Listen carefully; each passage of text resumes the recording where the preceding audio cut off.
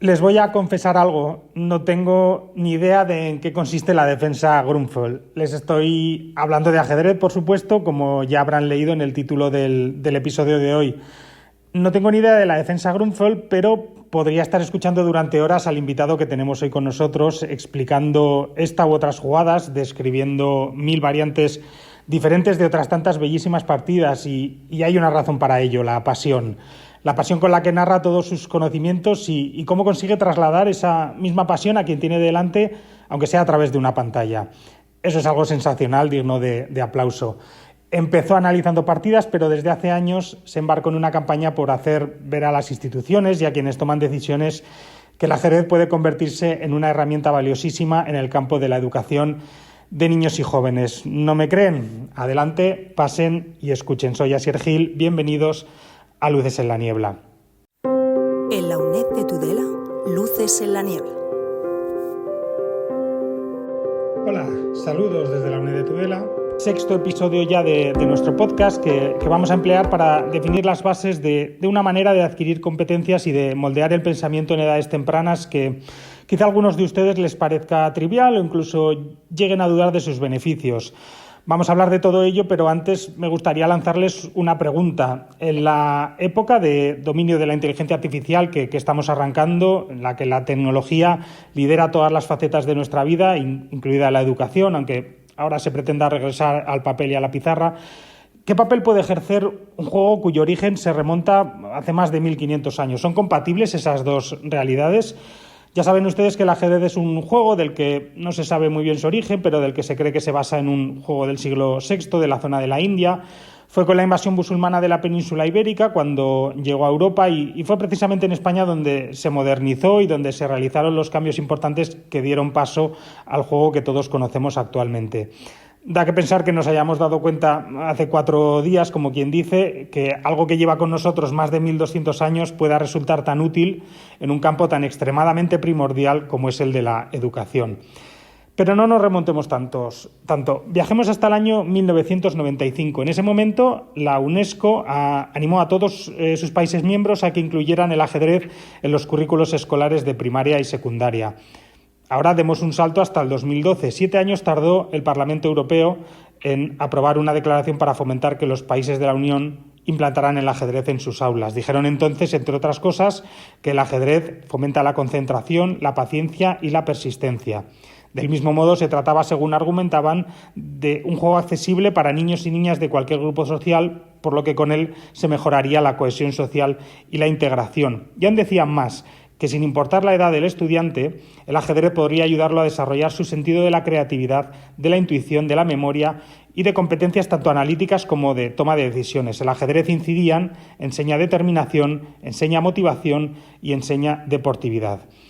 Con semejantes valores, uno podría suponer que los estados de la Unión Europea se pondrían manos a la obra prestos y raudos. En España, ese momento llegó en el 2015.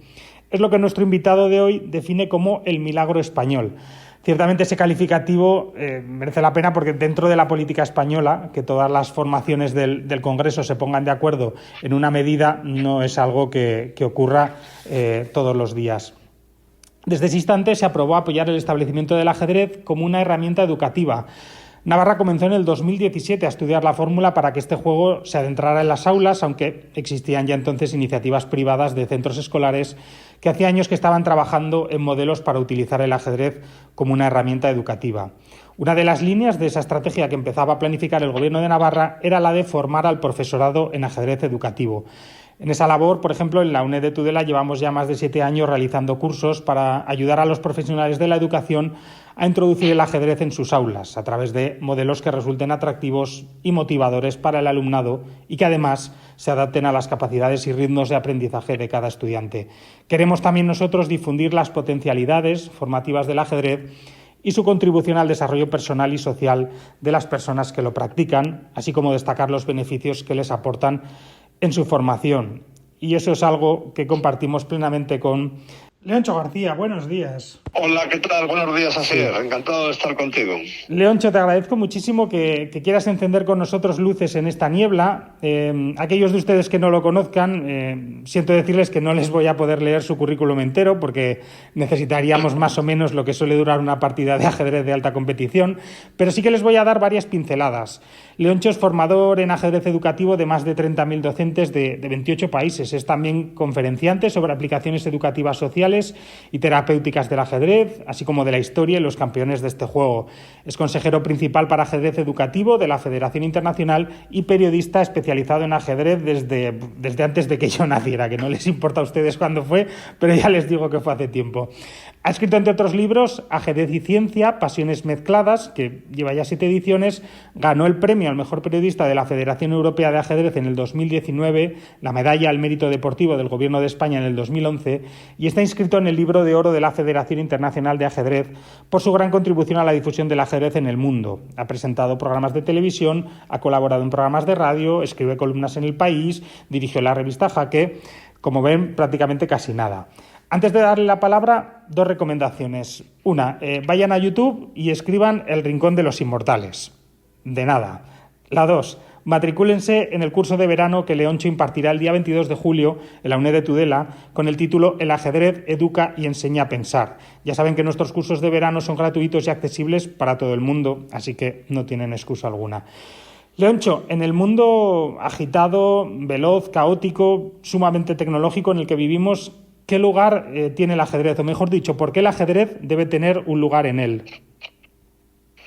Pues mira, te voy a contestar con algo que me han dicho muchos maestros de escuela. En los últimos meses he dado conferencias en congresos para ellos y a mí siempre me gusta ponerles el termómetro, ¿no? Ver cuáles son sus preocupaciones, etcétera. Y yo diría que una de las mayores preocupaciones que tienen en este momento es ¿qué podemos enseñar hoy en el aula con la seguridad de que vaya a ser útil dentro de 10 años si prácticamente no hay nadie en el mundo hoy que sea capaz de predecir cómo va a ser dentro de 10 años a la velocidad enorme en la que está cambiando todo? Probablemente no ha habido ningún otro periodo de 25 años en la historia de la humanidad donde el mundo haya cambiado tanto como en los últimos 25 y se prevé que va a cambiar todavía más en los próximos 25.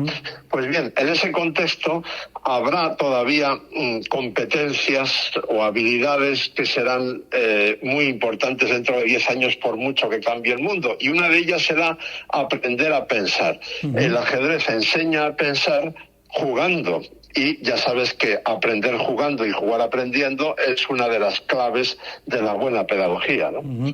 Tras más de 40 años de periodismo especializado en ajedrez, con la divulgación que haces también de este juego y 20 años apostando por el ajedrez como una herramienta educativa, ¿cuáles son las mayores barreras que te has encontrado para que hoy en día el ajedrez no se encuentre ya en todos los colegios?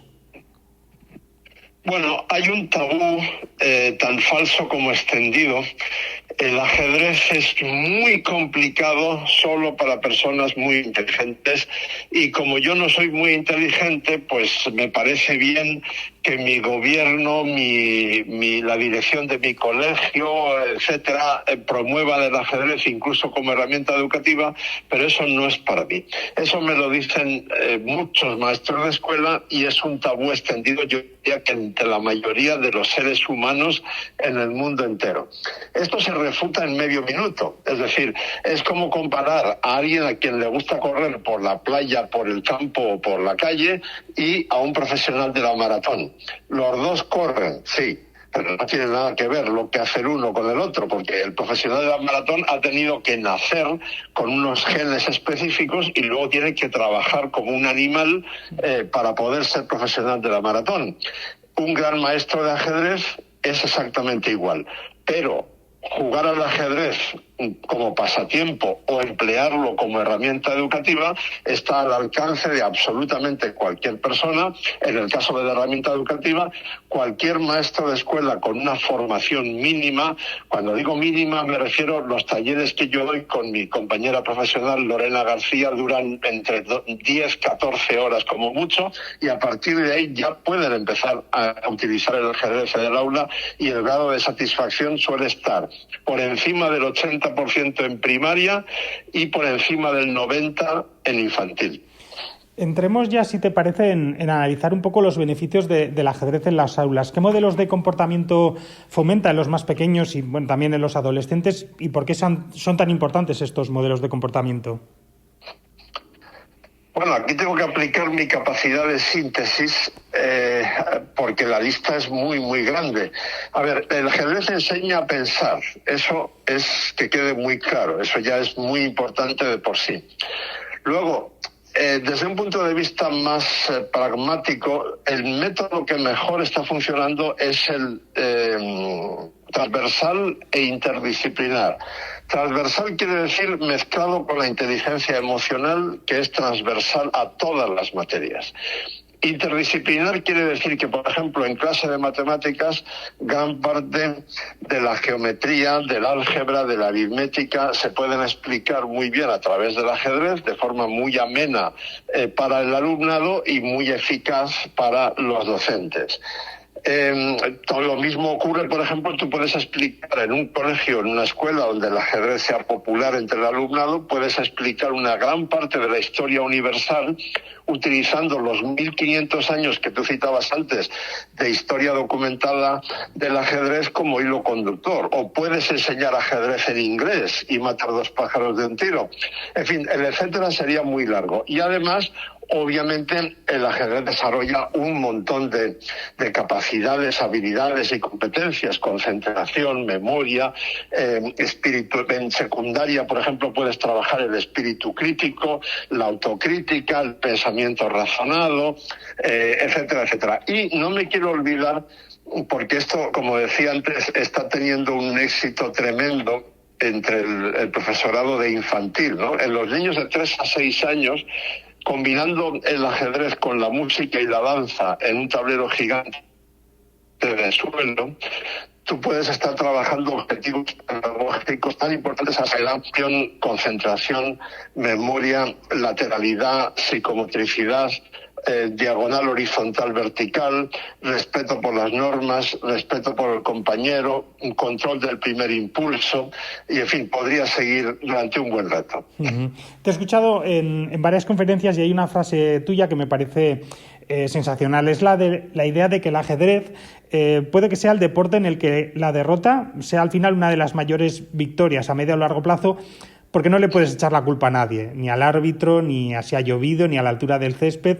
Solo tú eres culpable de tu derrota y, por lo tanto, eso genera en ti un pensamiento autocrítico que hace que el que ha perdido la partida en realidad sea el que más va a aprender. Exacto. Con bastante frecuencia me ponen en la difícil tesitura de dirigir unas palabras a un montón de niños que están ya sentados ante el tablero en un torneo con la tensión propia de ese momento, que lo que quieren es jugar y no escuchar un rollo mío ni de nadie. Entonces, ¿qué les digo que sea útil y que sea rápido? Pues lo que les suelo decir es: dentro de un rato, algunos de vosotros vais a estar muy contentos porque habéis ganado y otros más bien tristes porque habéis perdido. Esa tristeza es imposible de evitar. En el ajedrez y en la vida, pues muchas veces nos llevamos alguna contrariedad, algún disgusto. Pero el ajedrez, efectivamente, como tú apuntabas muy bien, tiene la ventaja sobre todos los demás deportes que si yo juego contigo y tú me ganas, al menos hoy tú has jugado mejor que yo, y por tanto cuando yo me vaya a mi casa o al hotel, lo que tengo que pensar es ¿por qué he perdido? ¿Qué he hecho hoy? ¿Qué tipo de error podría evitar la próxima vez si aprendo del error que he cometido hoy?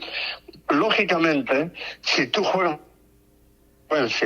es casi seguro que va a haber transferencia de lo que tú aprendes en ajedrez a tu vida, digamos, normal. Si tú eres muy autocrítico como jugador de ajedrez, lo lógico es que seas muy autocrítico como persona, ¿no? Uh-huh. Lo deslizaba en la introducción y querría preguntártelo también. En un mundo avasallado por la tecnología, con la inteligencia artificial como punta de lanza de un futuro que nos atropella, en vuestros talleres, en vuestros cursos con los profesores, ¿qué les decís de por qué deberíamos apostar por un juego de hace siglos? ¿Qué utilidades puede dar al profesorado como herramienta pedagógica? Bueno, es que precisamente ahí es una de las grandes ventajas que tiene el ajedrez. Tiene 1500 años de historia documentada y al mismo tiempo forma una especie de matrimonio natural con Internet. Es el único deporte que se puede practicar por Internet. Tú puedes jugar 24 horas al día, cualquier día de la semana, contra gente de todo el mundo, eligiendo qué categoría, a qué ritmo, qué tiempos, etcétera.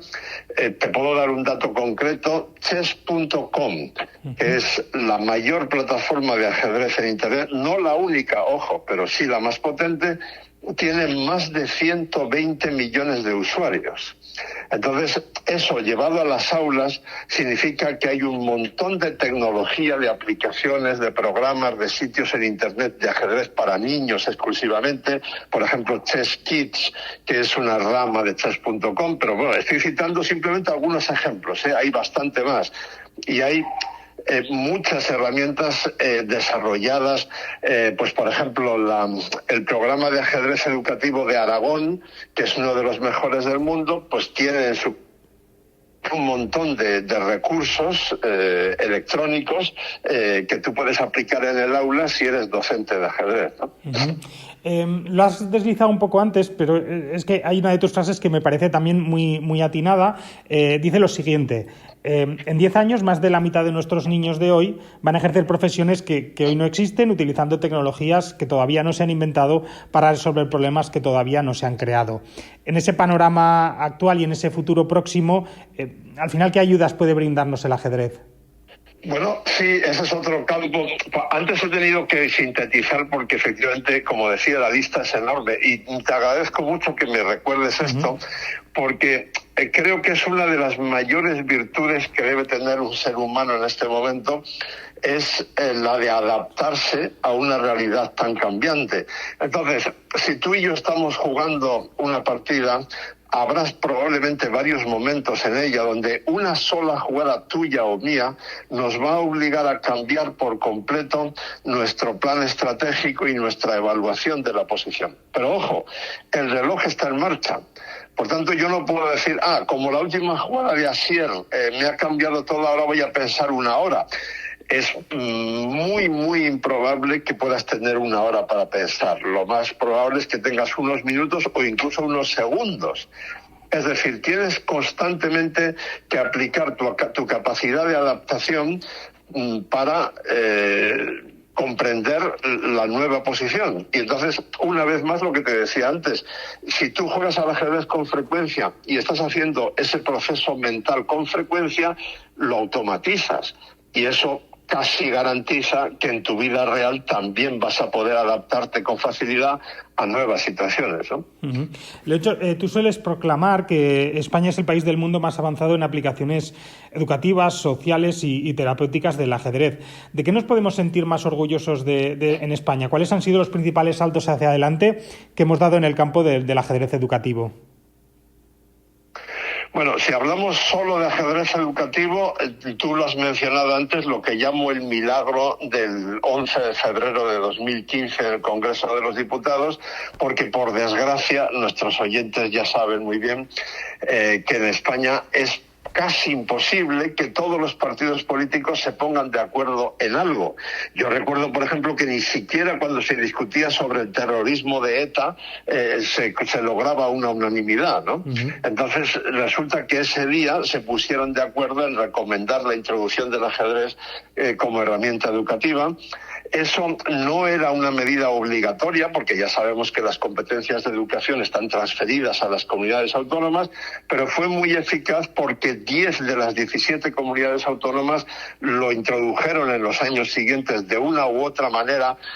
Otra discusión sería cuáles lo han hecho mejor o peor, pero 10 de las 17 lo han introducido en horario lectivo, sin contar los miles de colegios esparcidos por toda España que lo tienen como actividad extraescolar, y me consta que hay algunas otras autonomías, otros gobiernos que lo están estudiando, y también hay, voy a citar un ejemplo muy concreto, Castilla-La Mancha no está entre las 10 comunidades autónomas, sin embargo, la ciudad de Illescas es un modelo para el resto del mundo porque todos los colegios públicos tienen el ajedrez totalmente transversal e interdisciplinar y con un grado de satisfacción enorme, ¿no? Uh-huh.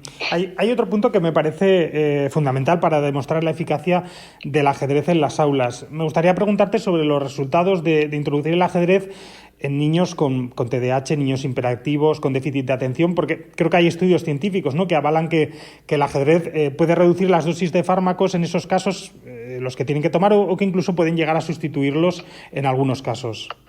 Sí, exacto. Hay una larga lista de personas especiales que incluyen, por ejemplo, TDAH, autismo, ciegos, otras clases de discapacidades. En fin, bueno, la lista es verdaderamente muy larga. En algunos casos hay estudios científicos, en otros no, pero sí hay prácticas suficientemente largas y serias como para que sean muy creíbles. En el que tú indicas hay efectivamente por lo menos uno, quizá más, pero uno que yo conozco, estudio científico hecho por un psiquiatra español, Hilario Blasco, que trabaja en el Hospital Puerta de Hierro de Madrid. Y ahí, efectivamente, se llega a la conclusión de que en los casos leves y moderados de TDAH, el ajedrez puede sustituir a los fármacos o reducir considerablemente la dosis. En los casos graves también puede reducir la dosis combinándolo con fármacos. Además, las conclusiones del doctor Blasco coinciden perfectamente con los testimonios que yo he recogido en muchos países por parte de padres de niños o niñas de TDAH que no se conocen entre sí, obviamente, y todos me dicen lo mismo. Hemos probado de diversas maneras y lo que ha funcionado realmente ha sido el ajedrez. Es la única manera de que mi hijo esté media hora concentrado haciendo algo, ¿no? Uh-huh. Supongo que, creo que lo has citado un poco al principio, pero me gustaría ahondar un poco más. Los inicios del ajedrez educativo en un centro escolar, entiendo que no pueden ser que de la noche a la mañana el ajedrez se convierta en una asignatura más en el currículo escolar, sobre todo porque bastante cargado está y costaría muchísimo, ¿no?, decidir que se quita. ¿Cómo recomiendas introducir este juego en la educación? Estoy totalmente de acuerdo contigo. Es decir, yo no recomiendo que el ajedrez sea una asignatura obligatoria, al menos desde el minuto 1. Lo que sí está empezando a ocurrir, no muy lejos de Tudela, por ejemplo, en Aragón, ya hay varios centros donde después de varios años utilizándolo de manera transversal e interdisciplinar, llegan a la conclusión de que el ajedrez merece tener su propia hora con los objetivos pedagógicos apropiados a las circunstancias. Ahora bien, al empezar, pues lo que decía al principio, el método que mejor está funcionando es el transversal e interdisciplinar. Eso quiere decir que cualquier maestro o maestra que no tenga ni idea de ajedrez, en solamente unas horas, en un taller de 2 o 3 días, puede aprender lo suficiente para empezar a utilizarlo en el aula. No, si quieres, yo te pongo un ejemplo muy concreto para que se pueda entender bien, ¿no? Tú preguntas, ¿el tablero es simétrico, el tablero de ajedrez? Y entonces mucha gente dirá sí, y otros dirán no, porque si las casillas de los rincones son de color distinto, no hay simetría. En realidad, la respuesta correcta es depende. Depende del eje. Si tú doblas el tablero en vertical o en horizontal, no hay simetría, por lo que acabo de decir. Pero si doblas el tablero en diagonal, sí hay simetría. Entonces, acabamos de explicar un concepto bastante complejo en menos de un minuto, utilizando un tablero desnudo Y para explicar eso, el docente no tiene que saber absolutamente nada de ajedrez, no necesita saber nada. Y así hay muchísimos más ejemplos. Uh-huh. Has contado un caso antes que también me parece importante resaltar, porque parece que cuando hablamos de ajedrez educativa, al final nos estamos refiriendo al ajedrez en las aulas de primaria y secundaria, pero es también posible emplearlo en las etapas infantiles. Según tu experiencia, esos casos que has contado también más veces, ¿qué cambios ves en los niños que han podido emplear el ajedrez? Aquí, más que dar mi opinión, lo que estoy haciendo es de portavoz de las... Voy a emplear el femenino, porque en esa etapa casi siempre son mujeres, de las maestras especializadas en infantil que han utilizado el ajedrez. Están entusiasmadas porque con recursos muy sencillos, hombre, necesitas un tablero gigante en el suelo, eso es importante, pero eso no es especialmente caro, se puede incluso confeccionar en el propio colegio. Entonces, con algo tan sencillo como eso, estás trabajando todo lo que he dicho antes. Antes he mencionado unos 10 objetivos pedagógicos importantes en la educación infantil, pero en fin, podría seguir añadiendo más. Y luego, además, desde un punto de vista, digamos, más pragmático, si nosotros alfabetizamos el ajedrez al 100% del alumnado menor de 6 años, cuando ese alumnado llega a primaria, es mucho más fácil seguir utilizando el ajedrez de forma transversal e interdisciplinar porque ya están acostumbrados a ello. Y una cosa más importantísima. Por desgracia, uno de los grandes problemas que tenemos en el ajedrez es que por cada mujer que juega hay 10 hombres. Uh-huh. Esto nos daría para una conferencia de 1 hora, pero la primera causa que habría que arreglar de eso es el machismo. En la mayor parte de los países del mundo, incluso en algunos muy desarrollados, todavía hoy es tan raro regalarle una muñeca a un niño como un juego de ajedrez a una niña. Es decir, el ajedrez tiene una etiqueta de masculinidad.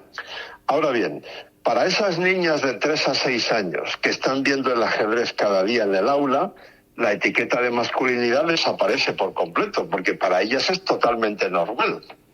Por tanto, lo primero que habría que hacer para eliminar esa diferencia de género enorme que hay en el ajedrez, pues sería introducirlo masivamente en infantil como una ventaja adicional a la más importante, que es la que he dicho antes, que es una herramienta educativa muy eficaz, ¿no? Uh-huh. Andando más en el papel que han de tener los profesores, las estrategias, los métodos de enseñanza que se recomiendan, ¿son sencillos para emplear el ajedrez en niños que no saben jugar este juego?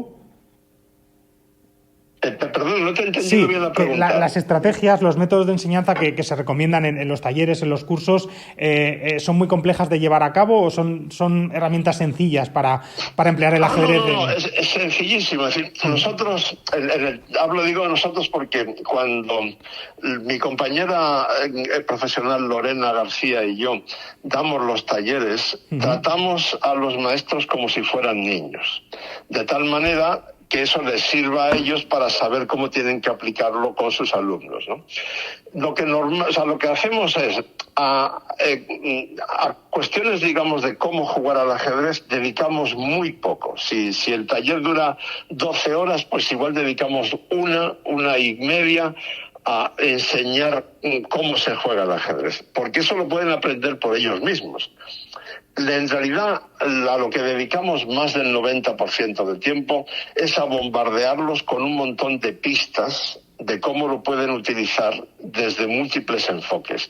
Y lo que ocurre es que al cabo de unos meses recibimos correos electrónicos donde nos adjuntan textos y fotos que demuestran que los docentes, nuestros alumnos, digamos, han ido bastante más allá de lo que nosotros les hemos enseñado, lo cual es totalmente lógico porque ellos son profesionales de la pedagogía, tienen mucha creatividad y lo que hacen es, a partir de las bases que les hemos dado, pues ellos inventan sus propios métodos, ¿no?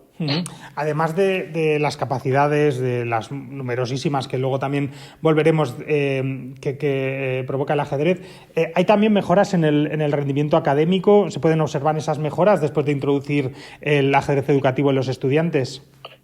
Sí, sin duda alguna. Esto, una vez más, no es una opinión mía, estos son estudios científicos, además varios, realizados a lo largo de un siglo en países, digamos, de signo político, de constitución muy distinta, y el resultado se puede resumir así.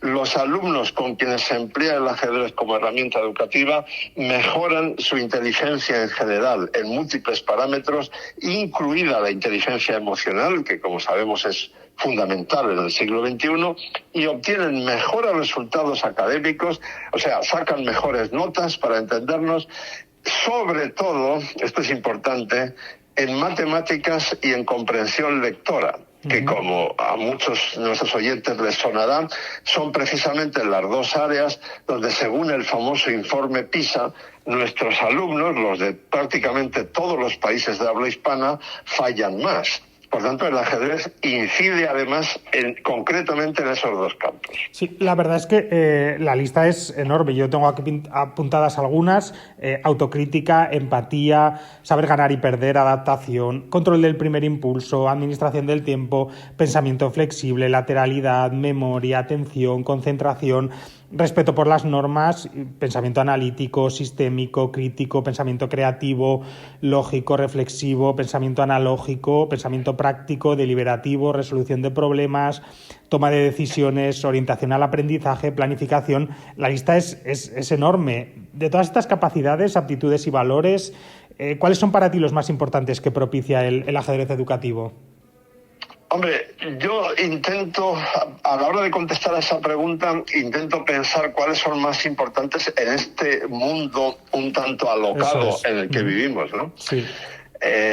Por tanto, las que hemos citado antes, adaptarse a un mundo muy cambiante, la autocrítica, saber pensar con método, es decir, pensar con una cierta lógica, ¿no?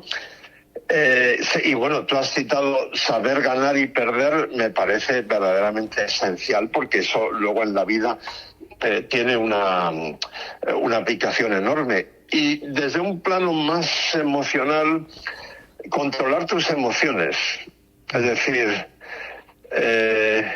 observo, pienso, decido, sería, digamos, los tres pasos en el lado, digamos, más cognitivo, y luego siento, reflexiono y actúo, sería la equivalencia en el plano emocional, ¿no?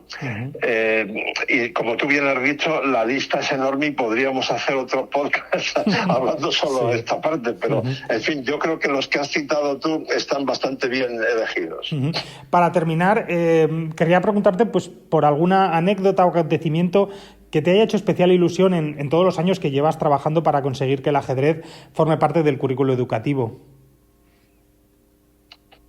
Pues mira, tengo muchísimas por fortuna, pero la primera que me viene a la cabeza es 2020, me voy a Camerún a dar un taller a maestros y maestras de un colegio, de una empresa española, Gredo San Diego, que tiene un colegio allí. Entonces, saludo, eran unos 25 personas, saludo, me presento, y la primera pregunta es: ¿cuántos sabéis jugar al ajedrez? La respuesta es 0, nadie. La segunda pregunta es: ¿cuántos sabéis qué es el ajedrez? 2 de 25 tenían una cierta idea. Era un taller de 12 horas, ese día doy 4, y 24 horas después, cuando llego al colegio, a media mañana, había 2 maestras utilizando ya el ajedrez en infantil con niños de 4 años en un tablero gigante de suelo, trabajando psicomotricidad a través del ajedrez. No pude evitar que las lágrimas me saltaran, porque, en fin, esas cosas te llegan al corazón. Sí, es una bonita historia para... Yo creo que nos sirve muy bien para culminar esta charla con un divulgador extraordinario del que Les animo enormemente a descubrir sus vídeos del Rincón de los Inmortales, además de asistir el próximo 23 de julio aquí en la UNED de Tudela y también online al curso de verano que ofrecerá bajo el título El ajedrez educa y enseña a pensar.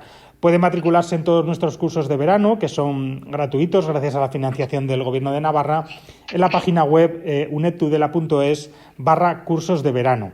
Y también les informo que ya tenemos abiertas las matrículas para nuestros ciclos de ajedrez educativo para docentes y educadores, en los que hemos formado ya a un total de 899 personas a lo largo de estos últimos años. Leoncho, te agradezco muchísimo que nos hayas permitido asomarnos a tus vastos conocimientos sobre el ajedrez y que nos hayas dejado saborear esa pasión con la que hablas de este juego y de esta herramienta educativa extraordinaria. Muchísimas gracias, Leoncho. Muchas gracias a ti, Asier. Hasta pronto. Y a ustedes, como les digo siempre, les espero en la próxima niebla en la que nos adentremos, ya pueda ser un tema extremadamente complejo o una problemática con múltiples aristas que requieran paciencia, disciplina y profundidad para encontrar el camino hacia su comprensión. Desde aquí les ofrezco un pacto. Si ustedes conservan intacto el deseo de conocimiento y una pasión que emule a la de nuestro invitado de hoy, por muy arduo y espinoso que sea el tema que tratemos, en la UNED de Tudela siempre les dejaremos encendidas luces en la niebla. Hasta la próxima. En la UNED de Tudela, luces en la niebla.